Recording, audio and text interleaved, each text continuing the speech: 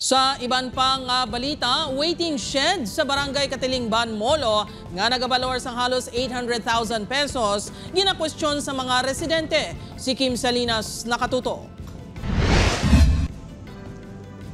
Overpriced? Ini ang pamangkot sang pila ka mga residente kag nagagamit sang waiting shed sa Barangay Katilingban, Molo. Ang proyekto ang nagabalor sang 798,525 pesos. Ini ang ginimplementar sang Iloilo City Engineer's Office. Sunod sa residente nga si Romeo sa pagbanta sini 300 to 400,000 pesos lang ang balor sang waiting shed. Pang kwarta lang na. Kung nakagamay sa project, malambot sa muna. Lapit-lapit na sa 1 milyon. Para kay Jing at tricycle driver, uyang lang kag daya para sa ilang mga pamuluyo kung matuod nga overpriced ang proyekto.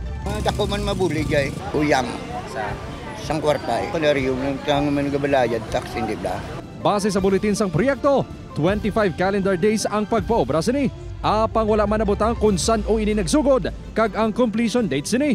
Suno kay punong barangay Juliet Ardenio. Una nga semana sang Agosto nagsugod ang proyekto kag sang nagligad lang nga semana natapos. Dugang pa sini ginpahibalo ini sang Iloilo City Engineer's Office sa pagtukod sang proyekto. Apang wala sang program of works nga ginhatag sa ila. Wala man sa ginhatag nga lista kung sariin nagkadto ang pondo. Nga sila sang kwan sang tawag na nila ang program of work. Siyempre ano man nga dapat may ara para nga makita man. Mambal pa sila nga ara kay kapang kwarta ano ko ng kwarta. Iya sang city na iya. Gintinguan sang news team nga makuhaan sa pahayagang LGU apang kasubong nga ginapasa-pasa nila ang isyu. Wala nagasabat sa text kag tawag sang news team ang head sang Iloilo City Engineer's Office.